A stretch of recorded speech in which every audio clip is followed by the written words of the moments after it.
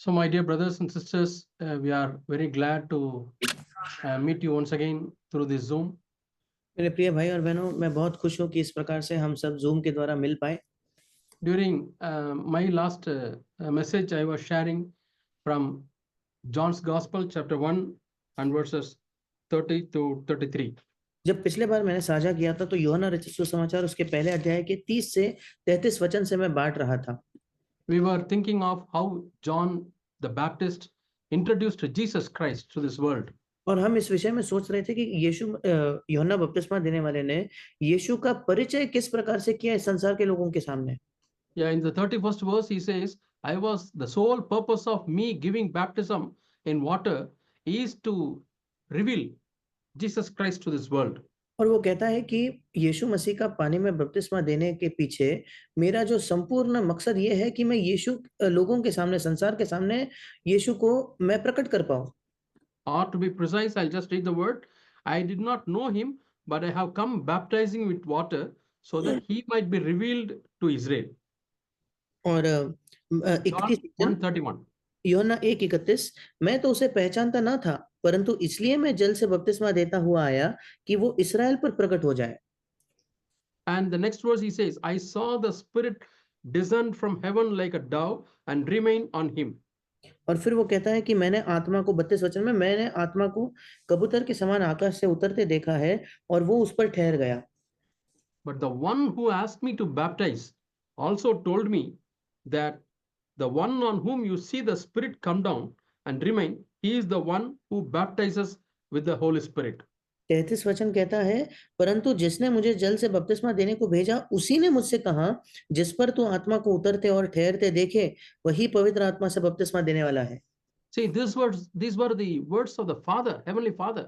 और ये पिता के, स्वर्गीय पिता के शब्द थे। John the Baptist is mentioning. बपतिस्मा देने वाला यूहन्ना उसका जिक्र करता है। He says, this is what my Father told me. और वो कहता है कि मेरे पिता ने मुझसे ये कहा है। The one who on whom the Spirit comes and descends, he is the one who is going to baptize with the fire. जो भी आएगा जिस पर आत्मा आकर ठहरेगा वो है जो अग्नि का बपतिस्मा करेगा। Say, if I ask a question, why did Jesus come into this world? अगर मैं एक प्रश्न करूं कि यीशु मसीह इस संसार में क्यों आया, What will be your reply? आपका उत्तर क्या होगा? I know some of you will say he came to save us from our sins.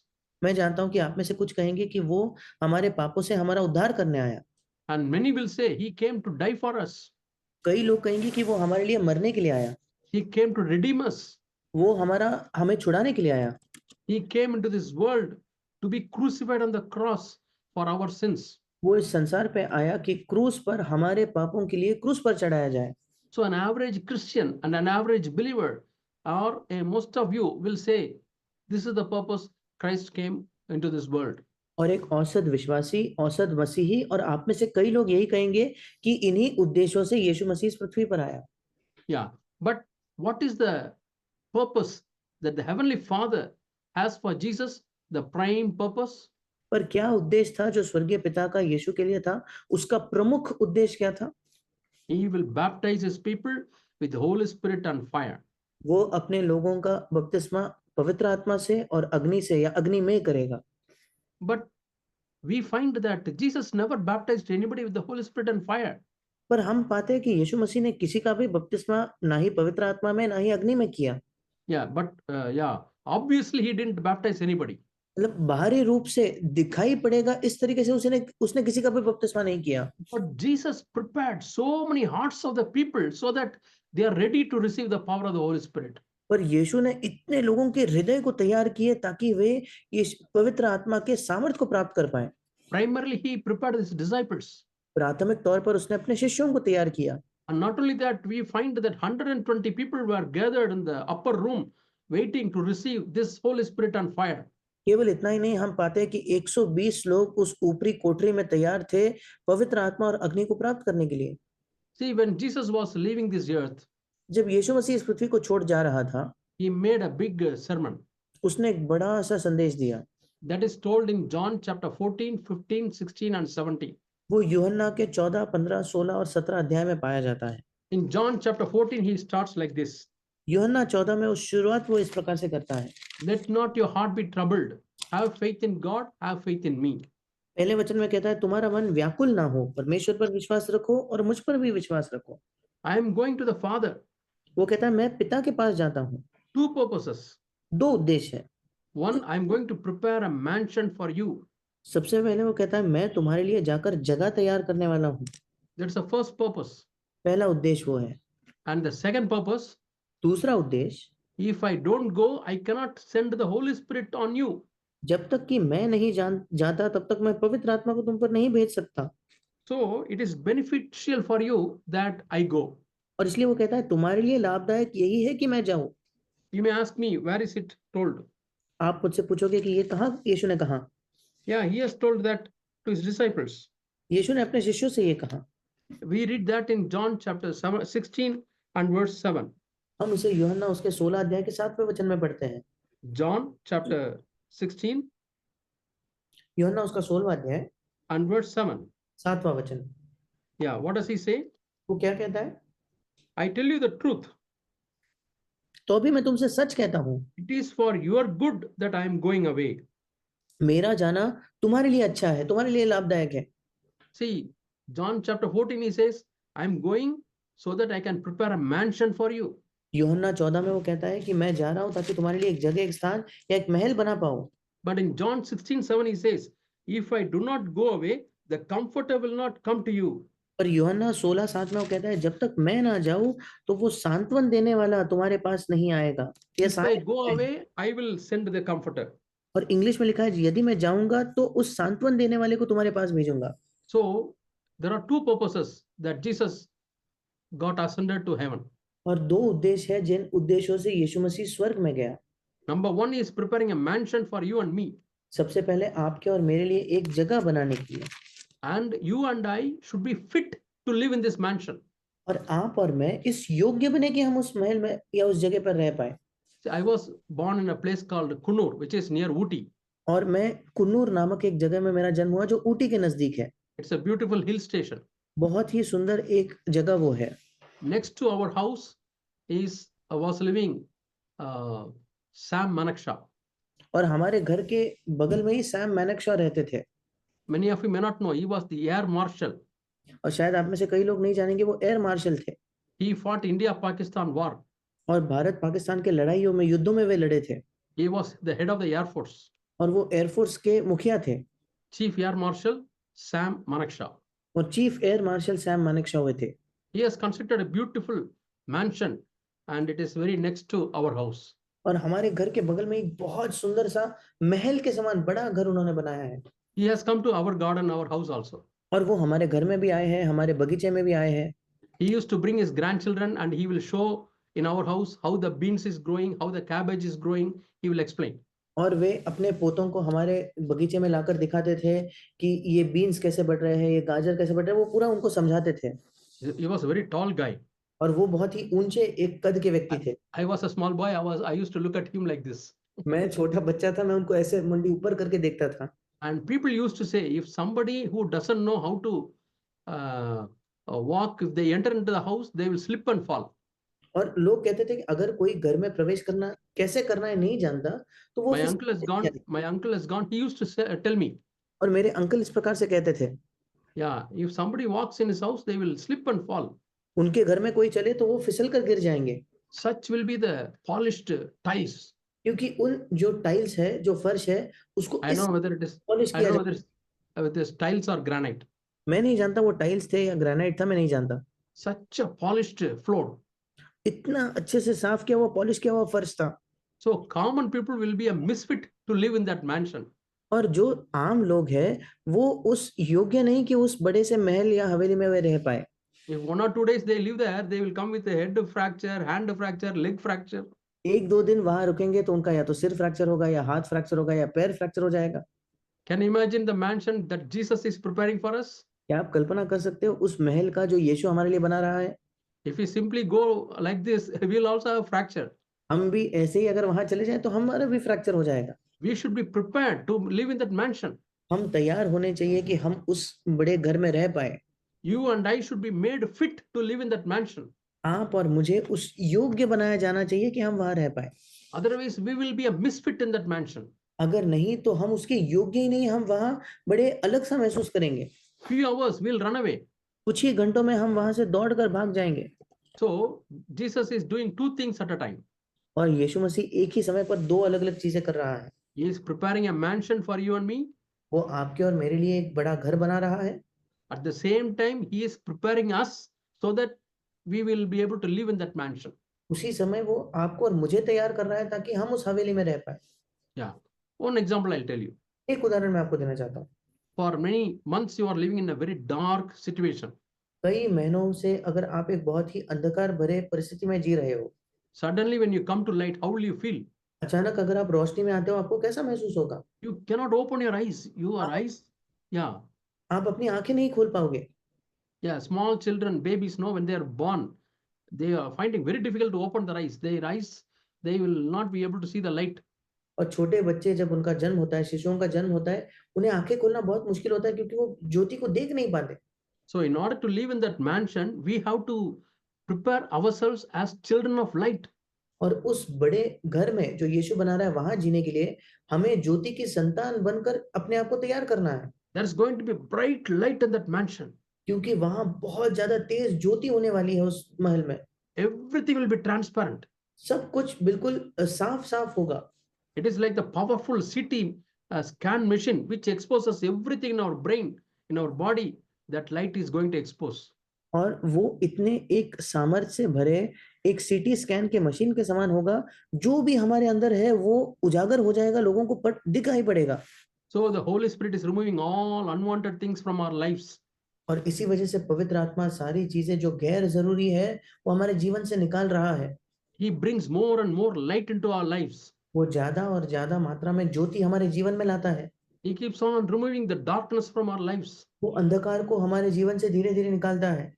Dark works, dark words, dark looks, dark things that we hear, all that belongs to hell and this world, He is cleansing us. अंधकार के काम, अंधकार के शब्द, अंधकार भरी चीजों को देखना या अंधकार भरी चीजों को जो हम सुनते हैं, सारी चीजों को जो इस संसार की है, जो नर्क की है, उन्हें वो हमारे जीवन से निकाल रहा है। He makes us to walk in light. वो हमें ज्योति में चलाता है। When we walk in light only, we can have fellowship with Him even in that mansion. और जब हम ज्योति में चलेंगे तभी उस बड़े घर में भी हम उसके साथ संगति कर पाएंगे। And in that mansion, everybody will be walking in light. और वो जो महल है, वहाँ हर कोई व्यक्ति ज्योति में चलने वाला होगा। That's why in this world itself, we should know how to walk with people who are walking light. और इसी वजह से इस संसार में ही हमें सीख लेना है कि जो अन्य लोग ज्योति में चलते हैं, उनके साथ हम कैसे चले। If we walk in light, we will have fellowship. अगर हम ज्योति में चलेंगे तब हमारी संगति होगी। So we have to practice having fellowship with God's children in this world. और हमें अभी परमेश्वर के उन लोगों के साथ संगति करना है जो ज्योति में चल रहे हैं, वो सीखना है। Then only we will be fit to live in that mansion. उसके बाद ही हम इस योग्य बन जाएंगे कि हम उस बड़े घर में जी पाए। See, we saw two purposes why Jesus has gone to the Father. हमने 2 उद्देश्य देखे क्यों यीशु मसीह पिता के पास गया है। One is to build a mansion for us, एक तो हमारे लिए एक बड़ा घर बनाने के लिए, and number two, और दूसरी बात to prepare us to live in that mansion, हमें वो तैयार कर पाए ताकि हम उस बड़े घर में जी सके। to make us fit to live in that mansion, हमें इस योग्य बनाए कि हम उस बड़े घर में जी पाए, to make us fit to walk in the light, to live in the light, और हमें इस योग्य बनाए कि हम ज्योति में चलें और ज्योति में जीवन जिए। to make us holy. हमें पवित्र बनाने के लिए। Yeah, children of light means holy people. और ज्योति की संतान मतलब जो पवित्र लोग हैं। Our thoughts are holy, हमारे विचार पवित्र है, our looks are holy, हमारा देखने का ढंग पवित्र है, the words we speak are holy, जिन शब्दों का हम प्रयोग करते हैं वो पवित्र है, things that we desire to listen, they are holy, जिन चीजों की सुनने की हम चाहत रखते हैं वे पवित्र है, the thoughts in our hearts are holy. हमारे हृदय के विचार पवित्र है। Are we working towards that? क्या हम उसकी ओर काम कर रहे हैं क्या? Yeah, we have to work towards that, my dear brothers and sisters. हाँ मेरे प्रिय भाई और बहनों, हमें उसकी ओर काम करते जाना है। So why Jesus came into this world? क्यों यीशु मसीह इस पृथ्वी इस संसार में आया? To prepare his people so that they can be anointed with the power of the Holy Spirit and fire. अपने लोगों को तैयार करने के लिए ताकि उसके लोग पवित्र आत्मा और अग्नि से अभिषिक्त हो पाए। Yeah, that's why it is called, he is called the Holy Spirit. इसी वजह से उसे पवित्र आत्मा कहा गया है। He wants to make us holy वो हमें पवित्र बनाना चाहता है in every area of life. हमारे जीवन के हर एक जगह में। He wants to cleanse us. वो हमें शुद्ध करना चाहता है। That's why he is called fire. इसी वजह से उसे अग्नि कहा गया है। The primary purpose of fire is to cleanse, अग्नि का प्राथमिक मकसद यही है शुद्ध करना। and fire also makes us one. और अग्नि हमें उसी के साथ साथ एक भी बनाता है। See, the 11 disciples, they were all arguing who will be the leader. और उन 11 शिष्यों को देखिए वो बहस कर रहे थे कि उनमें से कौन है जो मुखिया होगा, जो अगुवा बनेगा। Just before Jesus died, Jesus went to the cross. There were severe arguments. यीशु मसीह की मृत्यु से पहले क्रूस पर जाने के कुछ ही समय पहले इनके बीच में तेज बहस चल गई। Yeah, that we read in the book of John, last few chapters. हम यूहन्ना के अंतिम कुछ अध्यायों में इसे देखते भी हैं। Just to turn few pages after John. और पर यूहन्ना से कुछ ही पन्ने अगर आप आगे पलटो तो Yeah, we read Acts chapter 2 हम प्रेरितों दूसरे अध्याय में देखते हैं and verse 14. उसका 14 वचन। Peter, along with the 11 people, stood up and preached. तब पतरस उन 11 के साथ खड़ा हुआ और ऊंचे शब्द से प्रचार करने लगा। There was no fighting. वहां कोई झगड़ा नहीं था, There was no argument who has to preach. कोई बहस नहीं है कि कौन प्रचार करेगा। The word unity is there. All of them were together with Peter. और एक साथ, ऐसा शब्द है कि एक साथ वे पतरस के साथ थे। Who made Peter as the leader? किसने पतरस को अगुवा बनाया? It's the Holy Spirit. पवित्र आत्मा ने। And the Holy Spirit gave the word to Peter. और पवित्र आत्मा ने पतरस को एक वचन दिया। And this Holy Spirit, which is like fire, the fire can make 2 iron pieces into 1 by melting. और पवित्र आत्मा जो अग्नि समान है, वो लोहे के 2 टुकड़ों को पिघलाकर एक बना सकता है। In the same way, all these 12 disciples, when they received the fire, the anointing of the fire, they all were made one. वैसे ही जब 12 शिष्यों ने पवित्र आत्मा के बपतिस्मा को या अग्नि के अभिषेक को प्राप्त किया, वे सब एक हो गए। It is a big miracle एक बड़ा चमत्कार है to make people one. लोगों को एक बनाना। When Jesus was alive, he could not make them one, जब यीशु जीवित था, वो लोगों को एक नहीं बना पाया, but he prepared them so that they can receive the Holy Spirit and become one. तो यीशु ने लोगों को ऐसे तैयार किया कि वे पवित्र आत्मा को प्राप्त करके फिर एक हो पाए। Yeah. So in Acts chapter 2 and verse 33, प्रेरितों 2 उसके 33 में, Acts chapter 2 and verse 33, प्रेरितों 2 उसका 33, we read that the Father has given the promise of the Holy Spirit. और हम देखते हैं कि पिता ने पवित्र आत्मा का वायदा दिया है। Yeah. What is the Holy Spirit called? पवित्र आत्मा को क्या कहा गया है? It is the Spirit which was promised. पिता से वो पवित्र आत्मा प्राप्त करके जिसकी प्रतिज्ञा की गई थी। Yeah. The promise is for everybody.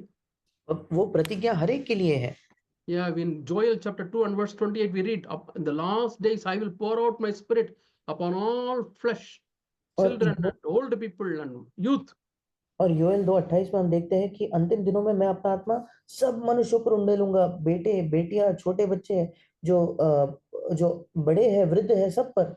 So I'll just read Acts chapter 2 and verse 33. मैं प्रेरितों 2:33 पढ़ना चाहता हूँ। Yeah. Having received from the Father the promised Holy Spirit, he has poured out what you now see and hear. और पिता से वो पवित्र आत्मा प्राप्त करके जिसकी प्रतिज्ञा की गई थी, उसने ये उंडेल दिया है जो तुम देखते और सुनते हो। And you also come down and read 39th verse. और आप 39 वचन को भी पढ़ सकते हो। For the promise is to you and to your children and to all who are far off, to as many as the Lord our God will call. और ये प्रतिज्ञा तुम और तुम्हारी संतानों और उन सब दूर दूर के लोगों के लिए भी है जिनको प्रभु हमारा परमेश्वर अपने पास बुलाएगा। Lord, I am far away from Jerusalem. प्रभु मैं यरूशलेम से बहुत दूर हूँ। Yeah, might be you are in Nasik, you शायद are in Dehradun, आप देहरादून में हो, you are in Bombay, आप मुंबई में हो, or you are in any other place which is far away. आप किसी और जगह पर हो जो बहुत दूर है। I claimed this promise like that. Lord, I am far away, but Lord, this promise is for me. मैंने इस वायदे पर वैसे ही दावा किया, प्रभु मैं तो बहुत दूर हूँ, ये वायदा तो मेरे लिए है। And those who are having children, claim this promise for your children. और जिनके बच्चे हैं, आप अपने बच्चों के लिए आप ये दावा कीजिए। Lord, this promise is for me and for my children. You fill my children also with the Holy Spirit. प्रभु ये वायदा मेरे लिए है, मेरे बच्चों के लिए है, आप मेरे बच्चों को भी पवित्र आत्मा से भर दीजिए। Yeah, that we have to hold on to the promise and ask God. हमें उस वायदे को थाम कर पकड़ कर प्रभु से मांगते रहना है। It is one thing to ask God, Lord, please give me. एक चीज है प्रभु से जाकर कहना, पिता मुझे परमेश्वर मुझे ये दे दे। But it's entirely another thing to say, God, Lord, you told me, please give. You only told me, please give. बिल्कुल अलग बात होती है जब हम परमेश्वर के पास जाते हैं, प्रभु आप ही ने कहा है, आपने कहा है तो मुझे दीजिए, आपने कहा है तो मुझे दीजिए। Such answers, God will definitely answer. Such prayers, God will definitely answer. ऐसे प्रार्थनाओं का परमेश्वर निश्चित तौर पर उत्तर देगा। Yeah, we read in Acts chapter 4 and verse 34. हम प्रेरितों 4:34 में पढ़ते हैं। Acts chapter 4 and verse 34. प्रेरितों 4:34। Yeah, all who had 31st verse. 31 वचन। Yeah, 31st verse. They were all filled with the Holy Spirit and they spoke the word of God with boldness. और वे सब पवित्र आत्मा से परिपूर्ण हो गए और परमेश्वर का वचन हियाव से सुनाते रहे। The place where they had met together was shaken. और जब वे प्रार्थना कर चुके थे तो वो स्थान जहां वे इकट्ठा थे हिल गया। My dear brothers, when the Holy Spirit comes to us, we receive boldness. मेरे प्रिय भाई और बहनों, जब पवित्र आत्मा हम पर आएगा तो हम हियाव को प्राप्त करेंगे। I was very much afraid to share the word of God with anybody. मैं परमेश्वर का वचन किसी से भी बांटने के लिए बहुत डरता था। But then I kept on claiming God's promise. पर मैं परमेश्वर के वायदे पर दावा करते ही रहा। Yeah, that's the verse is found in 2 Timothy chapter 1 and verse 7. और वो वचन दूसरा तीमुथियुस पहले अध्याय के 7वें वचन में पाया जाता है। God has not given to us a spirit of fear, but of power, love and sound mind. परमेश्वर ने हमें भय की नहीं पर सामर्थ और प्रेम और संयम की आत्मा दी है। Do you have a sound mind, clear mind? क्या आपके पास संयम, या इंग्लिश में लिखा है एक साफ मन या एक स्पष्ट मन दिया है क्या प्रभु ने? Or most of the time you are having a confused mind, you don't know what to do? या अधिकतर समय आपके पास एक बहुत ही विचलित सा मन है, आप जानते ही नहीं आगे क्या करना चाहिए? Solution is there, that is you have to be filled with the Holy Spirit. उसका हल ये है कि आपको पवित्र आत्मा से भरे जाना चाहिए। Are you afraid of somebody? क्या आप किसी से डरते हो क्या? Are you afraid of something? क्या आप किसी चीज से डरते हो क्या? Are you afraid of your future? क्या आप अपने भविष्य के बारे में डरते हो क्या? Oh, Trump government has come and it is shaking the entire world. I may lose my job. Do you have the fear like that? Trump की सरकार आ गई है, वो तो पूरे संसार को हिला रहा है, शायद मैं अपनी नौकरी खो बैठूंगा। Yeah, you need Holy Spirit. फिर आपको पवित्र आत्मा की आवश्यकता है। And you need power. और आपको सामर्थ की जरूरत है। Power to be a witness. एक गवाह होने की सामर्थ। See, in this verse, they had boldness to preach the word of God. और इस वचन में देखिए उनके पास हियाव या ढाढ़स आई कि वे परमेश्वर के वचन को बांटे। Acts chapter 4:31. प्रेरितों 4:31। They were filled with the Holy Spirit and spoke the word of God with boldness. वे सब पवित्र आत्मा से परिपूर्ण हो गए और परमेश्वर का वचन हियाव या ढाढ़स से सुनाते रहे। So compare this verse with the 2 Timothy chapter 1 and verse 7. अब इस वचन की तुलना आप दूसरा तीमुथियुस 1:7 से करके देखिए। Then we go on to chapter 6. फिर आगे हम प्रेरितों 6ठे अध्याय में जाएंगे। Acts chapter 6 and verse 3. प्रेरितों उसका 6ठा अध्याय उसका 3रा वचन। They wanted people to serve food without partiality. वे चाहते थे कि उनको ऐसे लोग मिले जो भोजन को बिना पक्षपात के लोगों के बीच में बांटे। Even for that work of serving food, they were searching for people who were filled with the Holy Spirit and wisdom.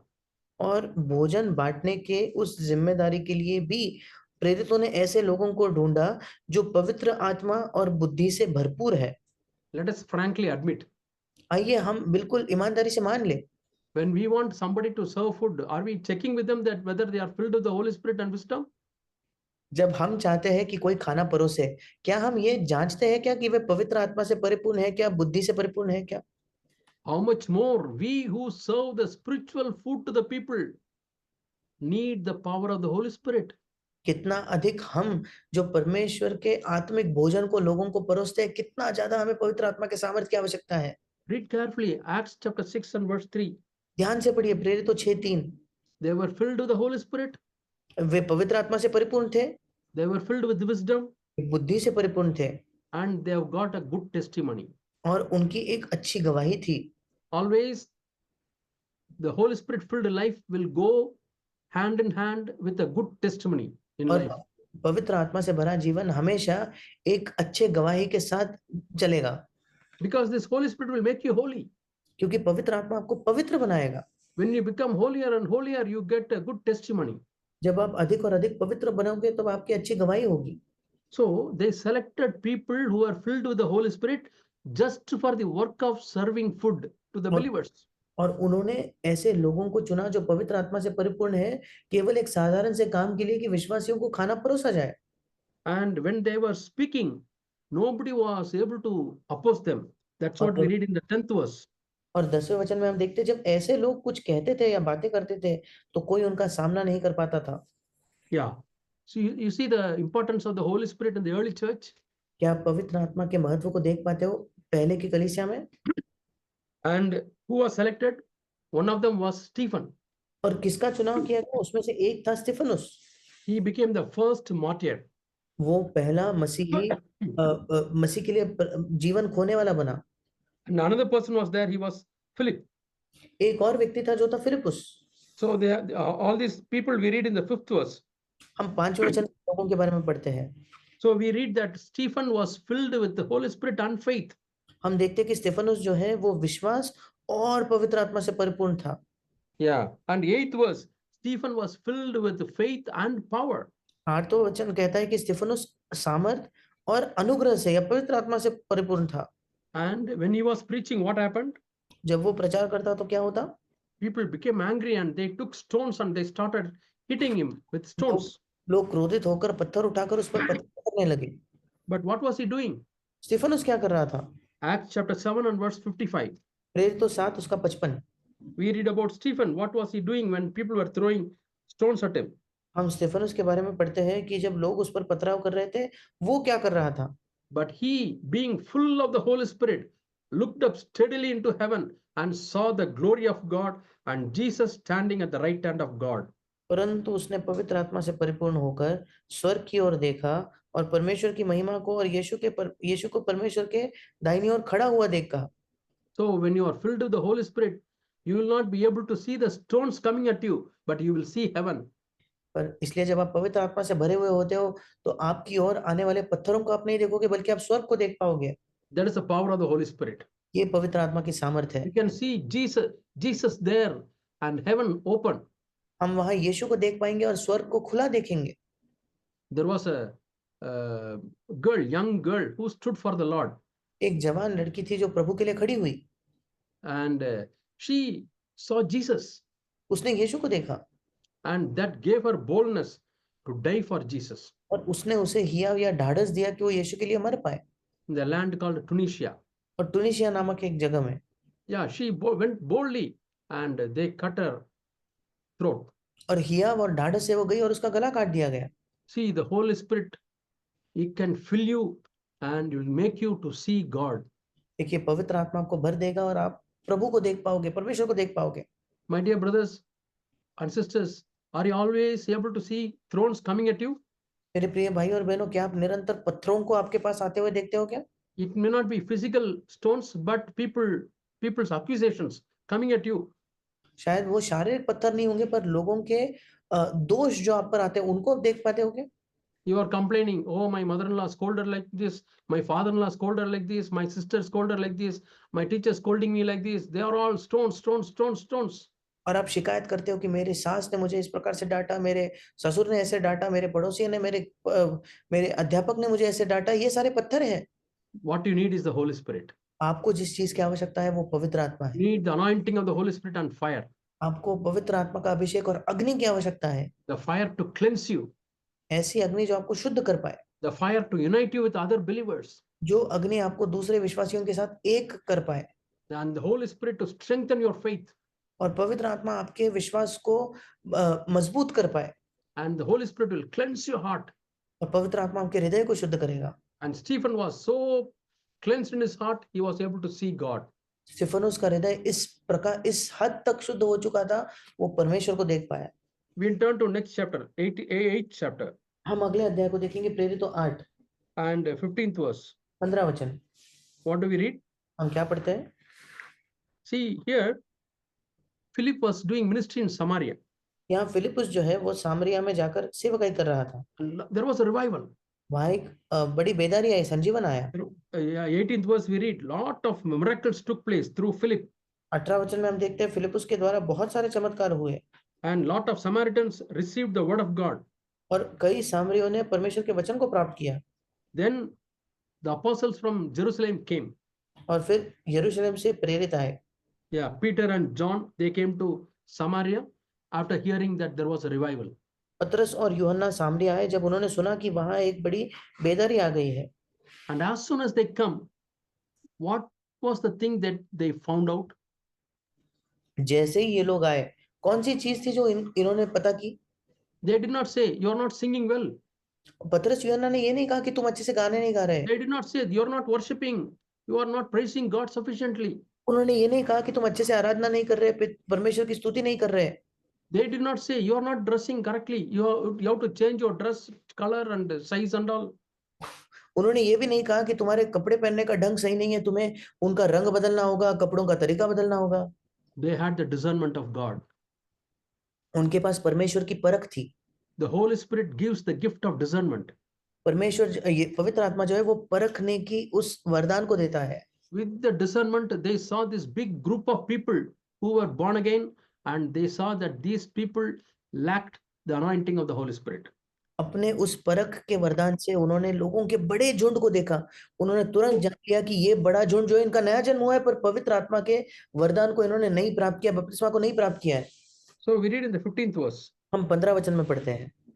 I'll just read the 15th verse. मैं 15 वचन पढ़ूंगा। When they arrived, they prayed for them that they might receive the Holy Spirit.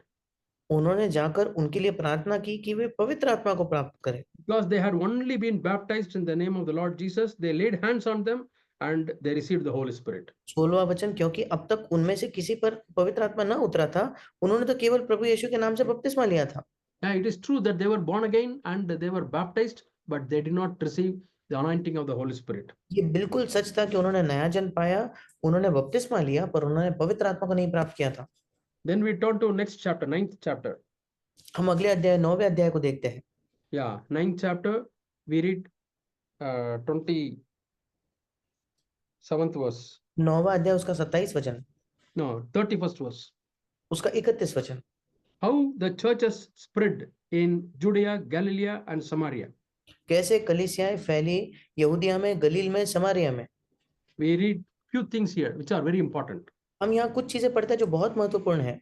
First, they received peace. सबसे पहले उन्होंने शांति प्राप्त की। Number two, they were all edified. दूसरा, वे उनकी उन्नति होती गई। They had the fear of God. उनके पास प्रभु का भय था। And the comfort of the Holy Spirit started increasing among them. और फिर पवित्र आत्मा की शांति, और इंग्लिश में लिखा है कि पवित्र आत्मा का सांत्वना उनमें बढ़ते गया। This is how the church increased in number and the church increased in strength. इसी प्रकार से कलीसिया जो है संख्या में भी बढ़ी और अपने बल में भी बढ़ी। How was Jesus? यीशु कैसा था? We read about the testimony of Jesus in Acts 10:38. हम यीशु की गवाही पढ़ते प्रेरितों 10:38 में। Yeah, Jesus of Nazareth. नासरत का यीशु। Yeah, God anointed him with the Holy Spirit and power. परमेश्वर ने यीशु नासरी को पवित्र आत्मा और सामर्थ्य से अभिषेक किया। And with the result, what was Jesus doing? उसके परिणाम स्वरूप यीशु क्या करता था? He was doing good. He was going around doing good. वो भलाई करता फिरा, वो अच्छाई करते फिरा। And delivered people who were all caught by the devil, possessed by the devil. और उसने सबको जो शैतान के सताए हुए थे, उनको अच्छा करते फिरा और वो उनको छुड़ाते गया। How? कैसे? Because God anointed him the Holy Spirit and power. क्योंकि परमेश्वर ने उसे पवित्र आत्मा और सामर्थ्य से अभिषेक किया। We go to the next chapter, 11th chapter. हम अगले अध्याय 11वें अध्याय को देखेंगे। 24th verse. 24वां वचन। There is a witness about Barnabas. यहाँ बारनबास के बारे में एक गवाही दी गई है। Yeah, 24th verse. He was a good person. 24 वचन, वो एक भला मनुष्य था and he was filled with the Holy Spirit and faith. और वो पवित्र आत्मा और विश्वास से परिपूर्ण था। And what was the result? उसका परिणाम क्या था? What was the output? उसका उसके उद्देश्य स्वरूप क्या हुआ? lot of people were gathered to the Lord. कई लोग प्रभु में जुड़ गए या आ मिले। Not gathered towards Barnabas, but they were all gathered to God. बरनबास की ओर नहीं बल्कि प्रभु की ओर वे आ गए, आ मिले।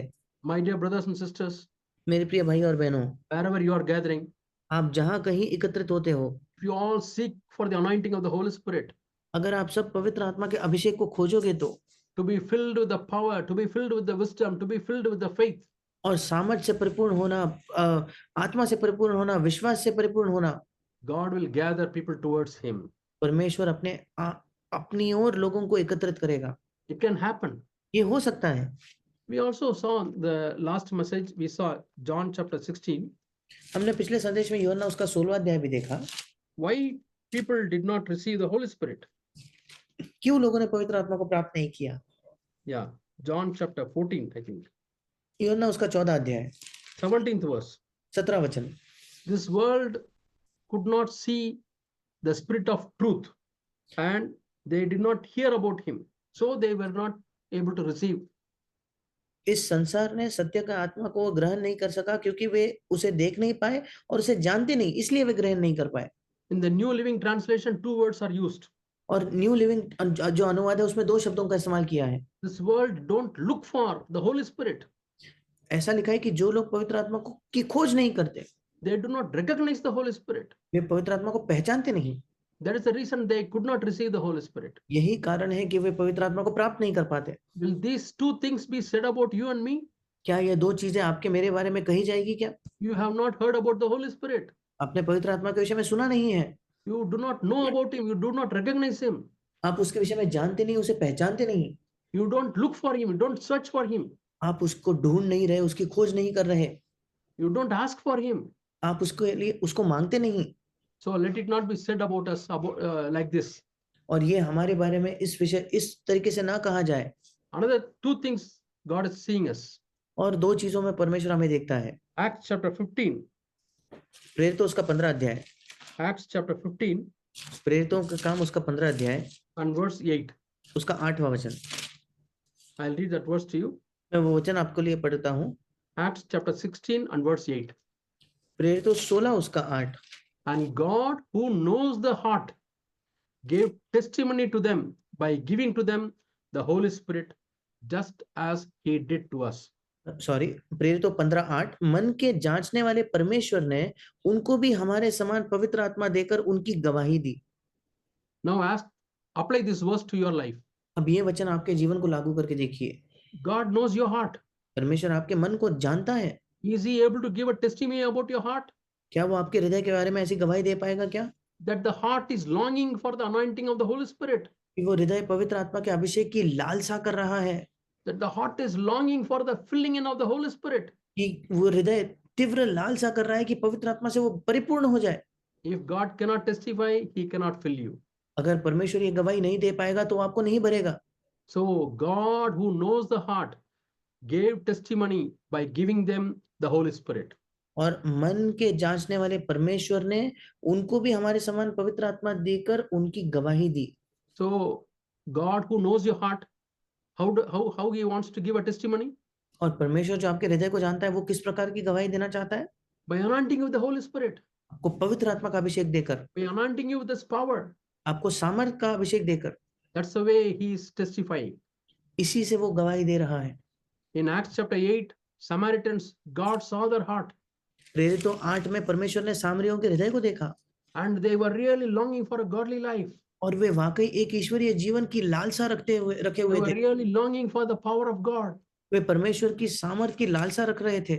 God testified by sending them the Holy Spirit. इस बात की गवाही परमेश्वर ने पवित्र आत्मा को भेज कर दी। In the same way, in the house of Cornelius. बिल्कुल वैसे ही कुरनेलियुस के घर में। You know, what did God do? परमेश्वर ने क्या किया?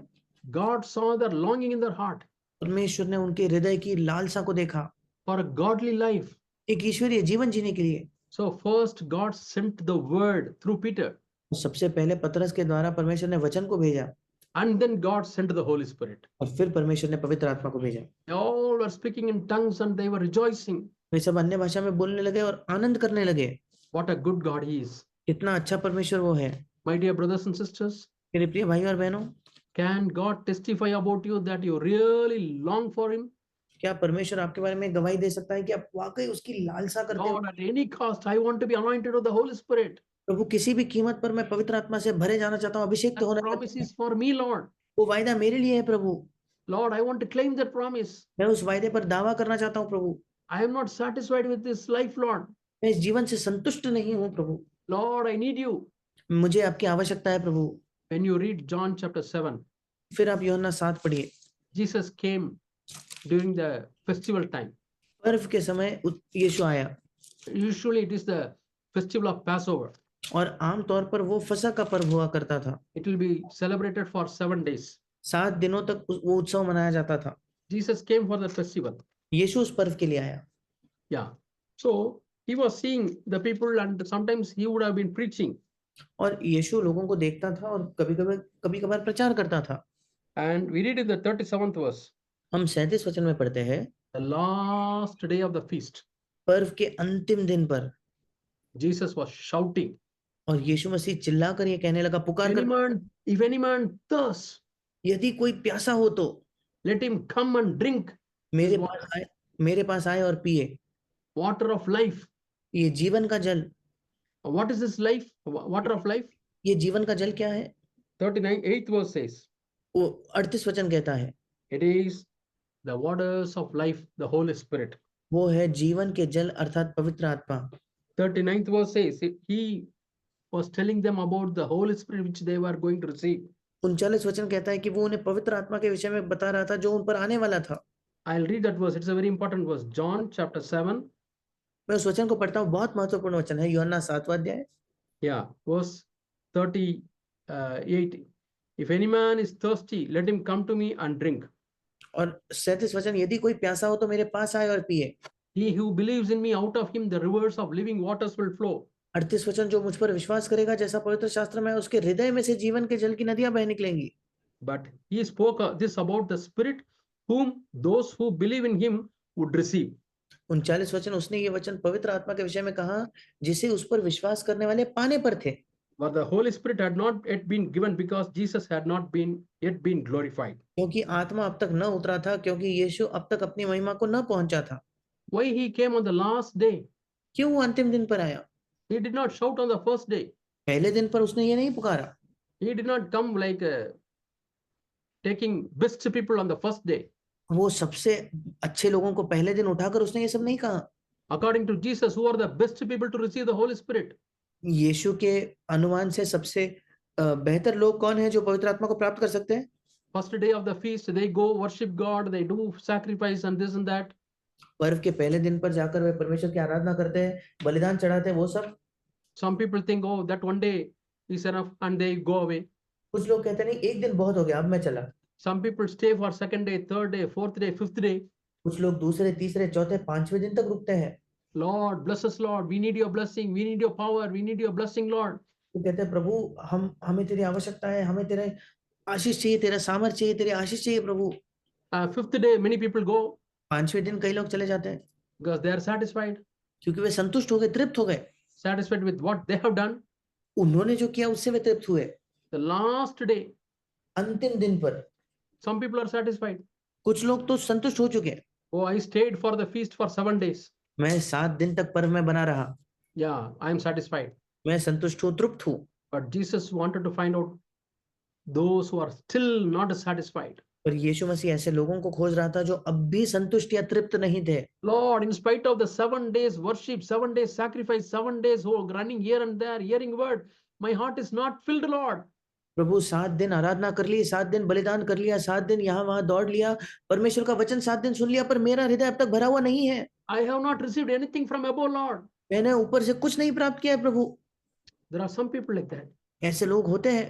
And Jesus wanted to identify those people. और यीशु ऐसे लोगों को पहचानना चाहता था। So in order to identify those people, he shouted.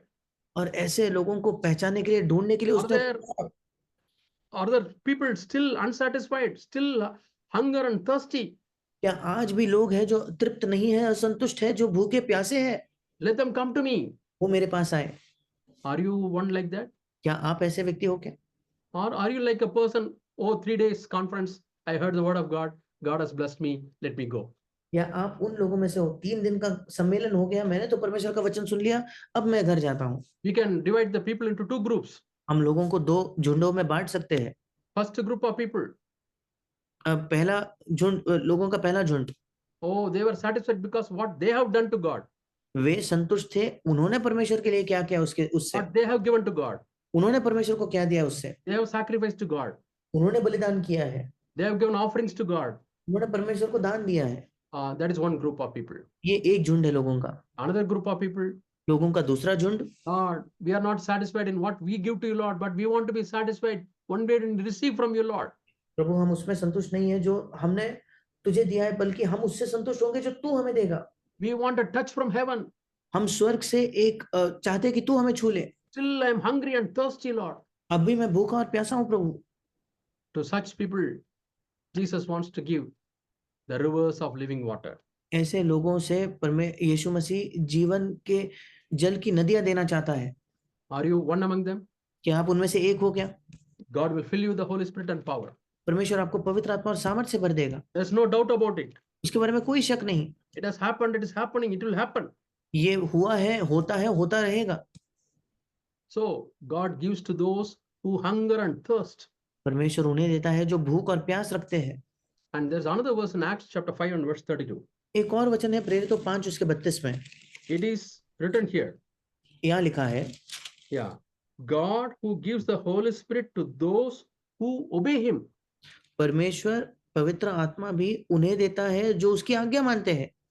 What is this obedience? अब यह आज्ञाकारिता क्या है? Go to church. कलीसिया जाओ। You are going to church. आप कलीसिया जाते हो। Go to Sunday school. Sunday school जाओ। You are going to Sunday school. आप संडे स्कूल जाते हो। Is it that obedience? क्या इस प्रकार की आज्ञाकारिता है क्या? No, no, no, no. नहीं। What kind of obedience is told in Acts chapter 5 and verse 32? किस प्रकार की आज्ञाकारिता प्रेरितों 5:32 में है? You just read the previous verses. उसके पहले के वचनों को पढ़िए। Peter and other apostles have come to preach Jesus. पतरस और अन्य प्रेरित यीशु का प्रचार करने आए हैं। Yeah, just then Peter was released from the prison. उस समय ही पतरस को बंदीगृह से वहां से उसने छुटकारा प्राप्त किया था। Yeah. So many people were released from the prison. कई लोग बंदीगृह से छूट गए थे। Yeah. And they started preaching again. और वे फिर एक बार प्रचार करने लग गए। And the council as it gathered and they caught hold of Peter and apostles. और महासभा ने उन्हें पकड़कर पतरस और प्रेरितों को पकड़ लिया। They are telling Peter. वे पतरस से कहते हैं। You can read that in 28th verse. 28 वचन में हम इसे पढ़ेंगे। We have strictly told you not to preach about this person. क्या हमने तुम्हें चिताकर आज्ञा न दी थी कि तुम इस नाम से उपदेश न करना? Why are you preaching? क्यों तुम प्रचार कर रहे हो? Just now we have crucified Jesus. अभी हमने यीशु को क्रूस पर चढ़ाया है। He will also kill you. हम तुम्हें भी मार देंगे। He will also put you in prison. तुम्हें भी बंदीगृह में डाल देंगे। You know what was the reply of Peter? क्या आप जानते हो पतरस का जवाब क्या था? We read his reply in 29th verse. हम उसके उत्तर को 29 वचन में पढ़ते हैं। Peter and other apostles, they said, it is better to obey to the Lord than to man. पतरस और प्रेरितों ने उत्तर दिया, मनुष्यों की आज्ञा से बढ़कर परमेश्वर की आज्ञा का पालन करना ही हमारा कर्तव्य है। Even if it is death, we are not afraid. We want to obey to God. मृत्यु है तो भी चलेगा, हम परमेश्वर की आज्ञा मानना चाहते हैं। Yeah, man's commandments. No, we don't want to obey. We want to obey God's commandment. मनुष्यों की आज्ञा हम नहीं मानना चाहते, हम परमेश्वर की आज्ञा मानना चाहते हैं। That kind of obedience. इस प्रकार की आज्ञाकारिता। Yeah, even if we die, we will obey God. हम मर जाएंगे तो भी हम परमेश्वर की आज्ञा मानेंगे। Such people, God wants to anoint them with the Holy Spirit. ऐसे लोगों को परमेश्वर अपने पवित्र आत्मा से अभिषेक करना चाहता है। My dear brothers and sisters, मेरे प्रिय भाई और बहनों, I have shared my heart's burden. मैंने अपने हृदय के बोझ को आपके साथ बांटा। We knew from the scripture what the anointing of the Holy Spirit can do. हमने परमेश्वर के वचन से देखा है कि पवित्र आत्मा का अभिषेक क्या कर सकता है। Even though there are many groups having different kinds of beliefs about the Holy Spirit anointing. इसके बावजूद कि अलग-अलग झुंड है जो पवित्र आत्मा के बपतिस्मा के बारे में अलग-अलग सोच विचार रखते हैं। One group believes on emotionalism. एक झुंड है जो बहुत ज्यादा भावनात्मक होने में विश्वास रखता है। Other group believes on genuine experience. दूसरा झुंड एक वास्तविक अनुभव पर विश्वास रखता है। Emotionalism, people beat drums and they make you to share something, shout something, and emotionally you are satisfied. और भावनात्मक लोग जो है वो एक बड़ा सा ड्रम लेकर उसे पीटते हैं, चिल्लाते हैं, चीखते हैं और उससे संतुष्ट कर लेते हैं लोगों को। I grew up in such a church. मैं ऐसे कलीसिया में बड़ा हुआ। I sat in such a meetings. मैं ऐसे सभाओं में बैठा। They will keep on beating, increasing, and keep on clapping. But I refuse to do that. I said, I don't want this spirit. वो धीरे-धीरे ड्रम को बजाते जाते हैं, तालियाँ बजाते हैं, ज़्यादा तेज़ी से करते हैं। मैंने करने से इनकार कर दिया। मैंने कहा ये नहीं चाहिए। So God never anointed me in such a church. और परमेश्वर ने ऐसे कलीसिया में मेरा अभिषेक नहीं किया। God anointed me in some other place. परमेश्वर ने किसी और जगह मेरा अभिषेक किया। Then another two differences. और भी 2 अंतर है। Continualization, निरंतर चलने वाली प्रक्रिया cessationalism. I'll tell you what it is. और You can figure out दूसरा about the word. और दूसरा एक झुंड है जो कहता है कि ये सब रुक गया। मैं दोनों का अर्थ बताता हूँ। The apostles received the Holy Spirit. Even now we can receive the Holy Spirit baptism. That is one belief. पहला झुंड ये कहता है कि प्रेरितों ने पवित्र आत्मा को प्राप्त किया, हम भी प्राप्त कर सकते हैं। ये पहला विश्वास है। But large group of churches, they believe this Holy Spirit anointing is only for apostolic time, not for our time. और कलीसियाओं का एक बड़ा झुंड ये भी कहता है कि पवित्र आत्मा का अभिषेक जो था वो प्रेरितों के समय के लिए था, हमारे लिए नहीं है। If you believe like that, you will never receive the Holy Spirit. अगर आप ये विश्वास रखते हो, आप कभी पवित्र आत्मा को प्राप्त नहीं करोगे। Like we read in Acts chapter 2 and verse 39, it is for near and for far. और जैसे हमने प्रेरितों 2:39 में पढ़ा कि वो सबके लिए, दूर-दूर और जो नजदीक है सबके लिए है। Not only physical distance, but also time distance. केवल शारीरिक तौर पर दूर नहीं, बल्कि समय में जो दूर है उनके लिए भी। God is pouring out His Spirit mightily in many places. परमेश्वर अपने पवित्र आत्मा को बड़े सामर्थ से उंडेल रहा है कई जगहों में। May God anoint every one of you with the Holy Spirit and fire. परमेश्वर आप में से हर एक को पवित्र आत्मा और अग्नि से बपतिस्मा दे। We'll close our eyes and pray to God. हम अपनी आंखें बंद कर परमेश्वर से प्रार्थना करेंगे। Our dear Heavenly Father, we thank you and praise you, Lord. हमारे प्रिय स्वर्गीय पिता, हम आपको धन्यवाद देते हैं। You have promised this for us, Lord. आपने ये वायदा हमारे लिए किया है प्रभु। Anoint every one of us, Lord, and create in us, Lord, a desire, a hunger, and a thirst, Lord. हम में से हर एक को अभिषेक कर हमारे अंदर एक चाहत, एक भूख और प्यास और लालसा बना। God who knows our heart, you should testify by giving us the Holy Spirit baptism. परमेश्वर जो हमारे हृदयों को जानता है, आप हमारे विषय में पवित्र आत्मा का बपतिस्मा देकर गवाही दीजिए। Give us faith, Lord. हमें विश्वास दीजिए प्रभु। Bless every one of us who is listening to this word, Lord. हम में से हर एक को आशीषित कीजिए जो इस संदेश को सुन रहा है। Create in us, Lord, a clean heart. हमारे अंदर एक शुद्ध हृदय उत्पन्न कर। And renew us a right spirit, Lord. और एक सही आत्मा को हमारे अंदर तू बना। Anoint us, O Father. हमें अभिषिक्त कर प्रभु। And make us fit to live in that mansion. और हमें उस योग्य बना कि उस घर में हम जी पाए जो तू तैयार कर रहा है। Make us fit to live with you forever and ever. हमेशा के लिए तेरे साथ रहने के हमें योग्य बना। To live in your presence, Lord. तेरे उपस्थिति में हम रह पाए प्रभु। In Jesus' name we pray. यीशु के नाम से हम मांगते हैं। Amen. आमीन। Amen.